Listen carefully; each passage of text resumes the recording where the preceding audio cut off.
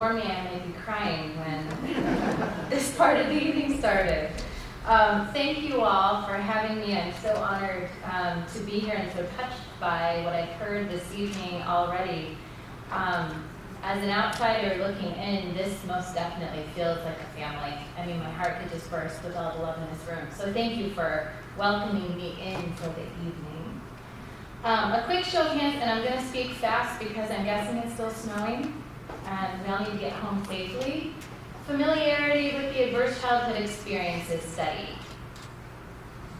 About 50-50. So we'll do a quick kind of run through here. So about 20 years ago, actually I think it's exactly 20 years ago now, Kaiser Permanente and the CDC partnered, and they surveyed 17,000 of their HMO members about the experiences that they may have had before the age of 18.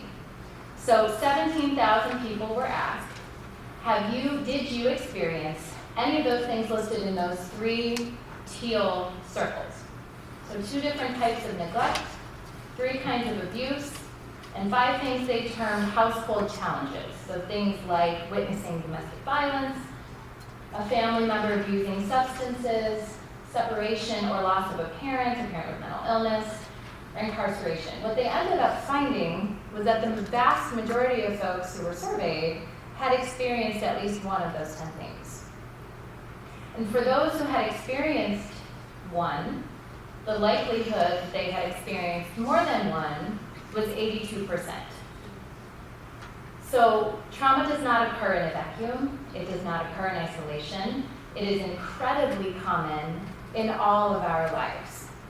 So we think about that 17,000 person sample. Those were Kaiser Permanente's HMO members. That means they had really good health insurance. Those were mostly white, middle-class, college-educated individuals with these levels of traumatic exposures. So that study was instrumental in establishing just how common these experiences are.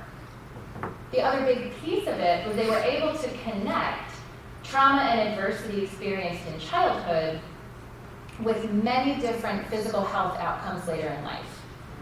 So the risk factors for things like COPD, cancer, lung disease are higher the more trauma or adversity that a person has experienced.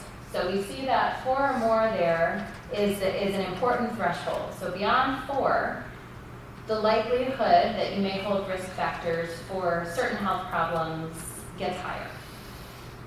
So all of this sounds very daunting. And if you're like me and other folks who have sat through these trainings, you have already by now calculated your own ACE score, ticking off the events that you may have had in childhood, or calculating the ACE scores of those close to you, maybe your kiddos, your partners, people in your family, people that you love. And it's easy to look at these numbers and think, am I doomed? I'm an ACE score of 6. Does that mean I'm going to die sooner? Does that mean I'm going to hold all of these health problems as I age? That's where that phrase, fact not fate, becomes really important. So what we see here, these connections between adversity and health outcomes, these are just correlations. There's no cause and effect happening here. There are a lot of things that work together to determine a person's response to trauma or adversity. And so if we are a group in this room, even closely representing the folks who participated in this initial study, we're a room of survivors, right? It's likely that the vast majority of us have had many of these 10 experiences, probably, for many of us, some of these broader community experiences. So when we start to look at underrepresented minority groups, more marginalized groups, we have to be thinking about the community environments that lend themselves to higher ACE scores, right? We have to think about context.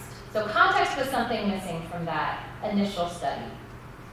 We weren't thinking about the social and political climate or many things that contribute to how often ACEs occur.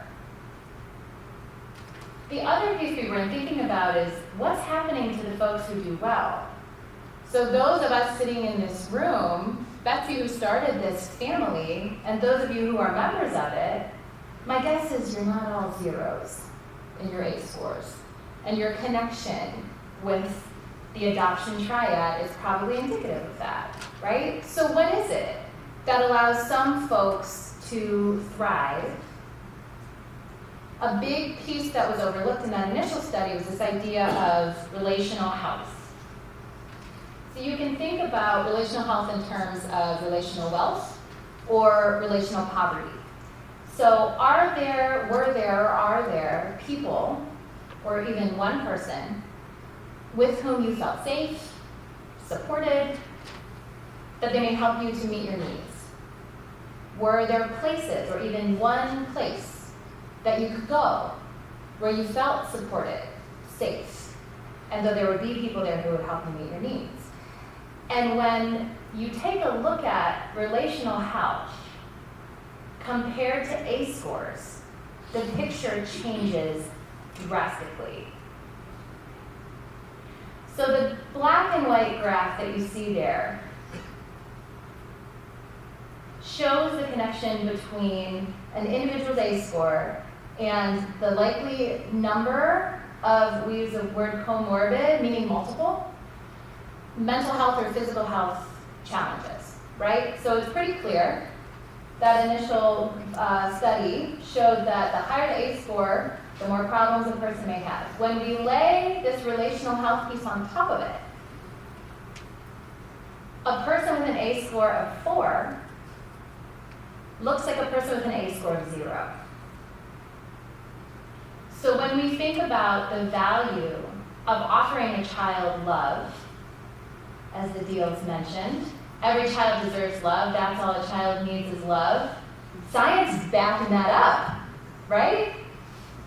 We think about what we're able to offer to each other in terms of connection and care, and what we're really doing is changing the trajectory for each other.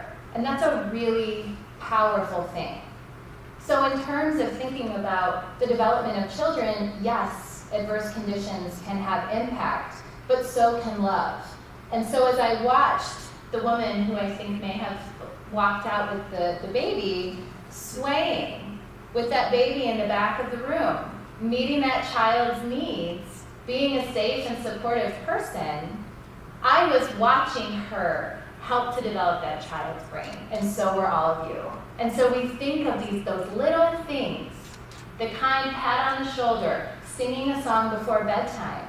You are reprogramming a child's neurobiology.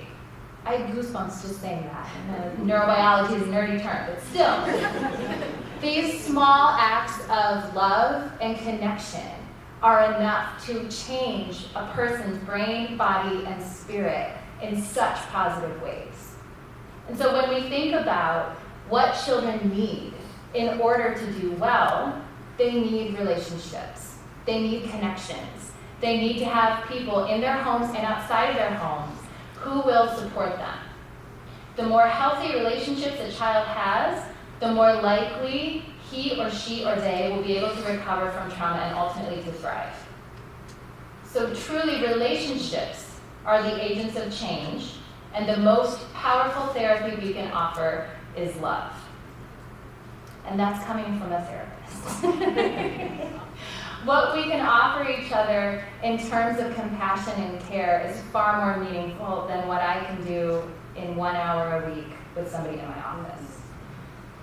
We think of those 23 other hours as the real therapeutic moments. So what can you do to better connect with folks around you? Who can you link children with in order to continue to receive this type of love and care that will ultimately put them in great positions as they get older? So what I was so struck by this evening, and just knowing about the incredible work of the Adoption Network in general, was how closely what you all do aligns with all of this stuff. And we think and talk a lot about these sort of the ripple effect of trauma, right? It's not just one person that's impacted by tragedy. families, neighborhoods, communities, entire countries can be impacted by negativity. But I would argue, and I think I may be preaching to the converted, that the same can be true for love and connection, right? If we think about the sort of interacting layers of relational health and connection, that's what you all do. The children, the families, your colleagues, the folks who are part of your disciplines and your professional lives, your neighbors, the community at large is having enhanced relational health because of what goes on here.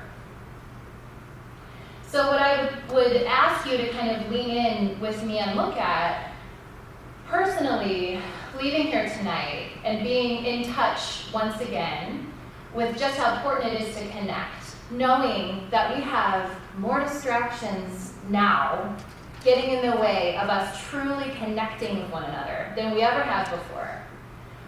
What can you commit to in terms of these layers? Are there people you could reach out to that you haven't connected with in a while? Are there resources you can link somebody close to you with that may help to provide them some additional support? What can you take with you as you bundle up and go out into the snow this evening, just before holiday season? What can you commit to doing to help somebody else have enhanced relational health, to offer just a little bit of extra love moving forward? And again, I just want to point out, as an objective person here, just how much love is already in this space. And so if each of us are willing to take a bit of it with us as we go, imagine the impact that we can have moving forward. So thank you for having me. If there are any questions or comments, we can take just a couple. Okay. I have my email address on the bottom there, so if you would rather connect with me outside of here, I'm happy to, and I can stick around for a few minutes after as well. Thank you.